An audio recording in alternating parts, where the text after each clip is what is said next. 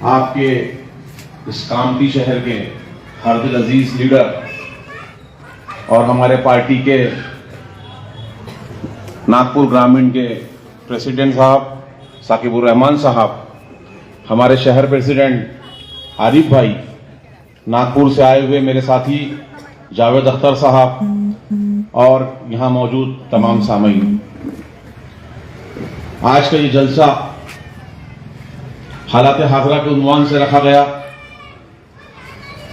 बड़ी खुशी की बात है, काफी दिनों के बाद में मजलिस इत्तेहाद उल मुस्लिमीन का कोई जलसा शहर कामती में हो रहा है। आपने देखा होगा मुसलसल मजलिस इत्तेहाद उल मुस्लिमीन आप लोगों के बीच में काम कर रही है। हमारा मकसद यह है कि हम आप लोगों के बीच में से, आप लोगों के अंदर में से ही के लीडर को पैदा करें। आज तक हमने लोगों को लीडर बनाया, हमने ही लोगों को ऐवानों में भिजाया, मगर वो लोग हमारे वोट लेकर ऐवानों में तो चले गए, मगर जहां उस वक्त उन्हें हमारी आवाज को बुलंद करना था, हमारे लिए आवाज उठाना था, हमारे लिए काम करना था, वो लोग गुलामी की जंजीरों में जकड़े रहे और उनकी जबान तक नहीं खुली।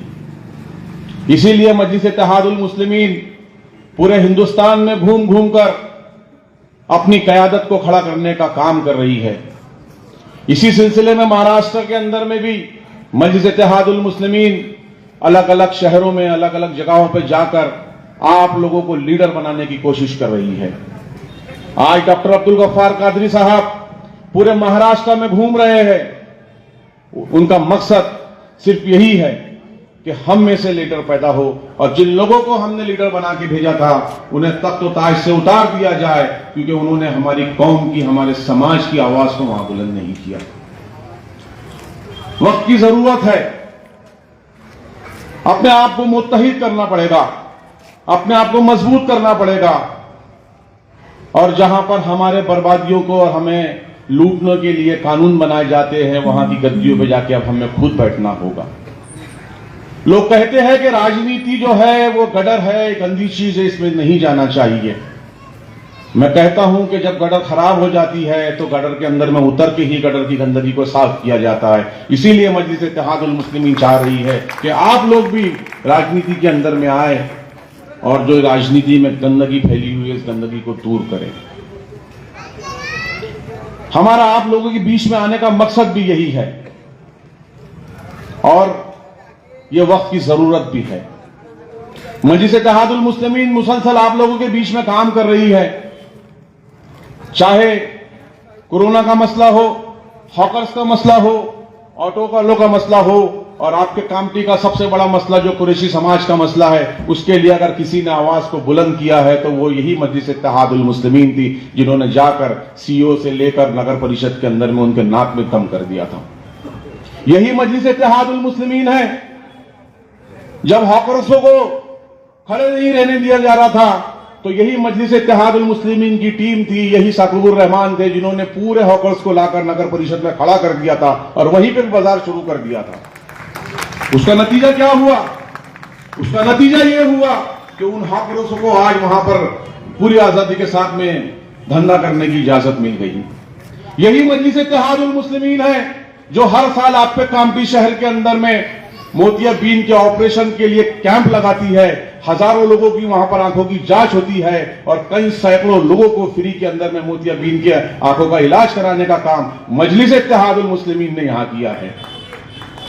मजलिस इत्तेहाद उल मुस्लिमीन काम करने में अपना विश्वास रखती है और मुसलसल काम कर रही है, चाहे हैदराबाद हो, चाहे औरंगाबाद हो, मजलिस इत्तेहाद उल मुस्लिमीन आप लोगों की आवाज को बुलंद कर रही है।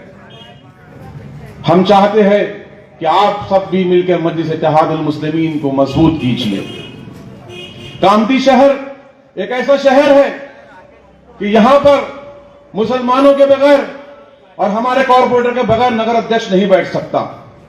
आपको पता होगा एक समाजवादी पार्टी आई थी, मुसलमानों ने अपने इत्तेहाद का सबूत दिया था, 16 मुस्लिम कॉर्पोरेटर को जिता के भेजा था। उसी का नतीजा था कि माया चौरे ने जाकर यहां पर नगर अध्यक्ष बनी थी। पिछले इलेक्शन में क्या हुआ? पिछले इलेक्शन में भी आपने 14 मुसलमानों को जिताकर भेजा, मगर आज मुसलमानों की बस्तियों के हालात क्या है, यह आपके सामने है। नगर अध्यक्ष आपके समाज से था, मुस्लिम समाज से नगर अध्यक्ष था। वो चाहता तो मुस्लिम समाज की बस्तियों को गुलजार बना सकता था, मगर उन्हें पैसे कमाने से ही फुर्सत नहीं मिली तो आप लोगों का क्या काम करता था? साथियों, इन लोगों को आपको देखना पड़ेगा। ये नकाब के पीछे छुपे हुए लोगों को सामने लाने की जरूरत है, जो आप लोगों को बहलाकर फुसलाकर बीजेपी का डर दिखाकर आपसे वोट तो ले लेते हैं, मगर जब आपके लिए लड़ने की बात आती है तो वो जाके अपने घरों में घुस जाते हैं और उनके मुंह से आवाज तक नहीं निकलती। इसीलिए मजलिस इत्तेहादुल मुस्लिमीन आप लोगों के बीच में आई है।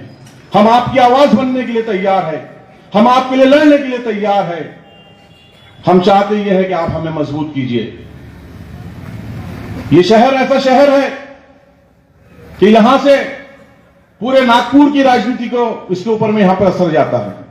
अगर यहां पर मुसलमान मुत्तहिद हो गए, यहां पर मुसलमानों ने मुत्तहिद होकर काम किया, तो आप देख लेना जगह करीब नागपुर के अंदर में इसका असर दिखाई देगा और नागपुर के अंदर महानगर पालिका के अंदर भी मजलिस इत्तेहादुल मुस्लिमीन की आवाज गूंजेगी। ये एक ऐसा शहर है। आरिफ भाई ने कोरोना के समय का जिक्र किया, मैं उसका गवाह हूं। नागपुर शहर के अंदर में जब मुसलसल कोरोना के अंदर में डेथ होना शुरू हुई, तो यही मजलिस इत्तेहादुल मुस्लिमीन के नौजवान जो मेरे साथ यहां बैठे हुए हैं, हमने नागपुर कमिश्नर से लड़कर, कलेक्टर से लड़कर मैयतों को दफनाने का काम अपने हाथ में लिया। क्योंकि हमने जिस तरीके से कॉर्पोरेशन मैयतों को दफना रही थी, जब हम देखते थे तो हमें रोना आता था। हमारे दिल के अंदर में ख्याल आया कि ये जो फरीजा है, ये फर्ज किफाया है। एक मुसलमान अगर मर जाए तो उसको उसकी इज्जत के साथ में दफन करना फर्ज है मुसलमानों के ऊपर में। अगर वो काम नहीं किएगा तो इसका गुनाह जो है सारे मुसलमानों के ऊपर में आएगा। हमने उसी बात को आज़म लेकर कोरोना के अंदर में काम करना शुरू किया। कामटी से भी बहुत मैयतें होती थी। मैंने देखा है साकिबुर रहमान साहब ने मेरे कांधे से कांधा मिलाकर, कलेक्टर हो, सीओ हो, हमने रात भर मीटिंग करी। उसी का नतीजा था कि जो पहली मैयत कामटी के अंदर में आई, वो रात भर कलेक्टर के साथ में बात कर करके वो काम को हमने अंजाम दिया। कामटी शहर के अंदर में कोरोना का कोई हॉस्पिटल नहीं था, लोग बेड के लिए दर दर भटक रहे थे।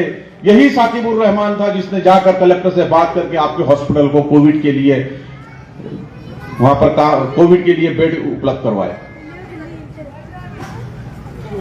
आप देखिए आपके लिए कौन लड़ रहा है, कौन आपके लिए काम कर रहा है। आने वाले समय में आपके यहाँ चुनाव होने वाले हैं। बहुत से मदारी आएंगे आपके पास में, कहेंगे कि मजलिस इत्तेहादुल मुस्लिमीन बी टीम है। ये बी टीम बोलने वालों का हाल आपने महाराष्ट्र में देख लिया होगा। समझ नहीं आता कि पक्ष में कौन है, विपक्ष में कौन है। हम देखते हैं तो पक्ष में भी राष्ट्रवादी दिखती है, विपक्ष में भी राष्ट्रवादी दिखती है। हम देखते हैं तो पक्ष में भी शिवसेना दिखती है और विपक्ष में भी शिवसेना दिखती है। हमें पता नहीं कौन सरकार चला रहा है। पैसों के लिए बिक जाने वाले लोग आज संसदों में जाके बैठ गए हैं, आज विधानसभा में जाके बैठ गए हैं, जहां पर हमारे बर्बादियों के कानून बनाए जा रहे हैं। वक्त की जरूरत है, हमें वहां पहुंचना है, उन कुर्सियों को हासिल करना है। और वो कुर्सियां कब हासिल होगी? जब हम मुत्तहिद हो जाएंगे और यहां पर जो हमारे साकिब भाई और उनके साथ की जो टीम काम कर रही है, ऐसे लोगों को आप ऐवानों में भेजेंगे, वो आपकी आवाज बनेंगे, वो आपके लिए लड़ेंगे। वो बिक जाने वालों में से नहीं है, क्योंकि वो खिदमत खल्क कर रहे हैं। अपना पैसा लगाकर, अपनी जान लगाकर वो आप लोगों के लिए लड़ रहे हैं। आपको उनकी मदद करनी चाहिए, उनके लिए खड़े होना चाहिए। जब तक आप नहीं खड़े होंगे, आप मुत्तहिद नहीं होंगे, आपके हालात नहीं बदलेंगे। आने वाले समय में यहां पर चुनाव भी होने वाले हैं, वक्त बहुत कम है। मैं बस आप लोगों से यही कहूंगा, एक शेर के साथ में मैं अपनी बात को खत्म करूंगा कि सिर्फ हंगामा खड़ा करना मेरा मकसद नहीं, मेरी कोशिश है कि सूरत बदलनी चाहिए। तेरे सीने में न सही मेरे सीने में वो आग कहीं भी, मगर वो आग जलनी चाहिए। बहुत बहुत शुक्रिया।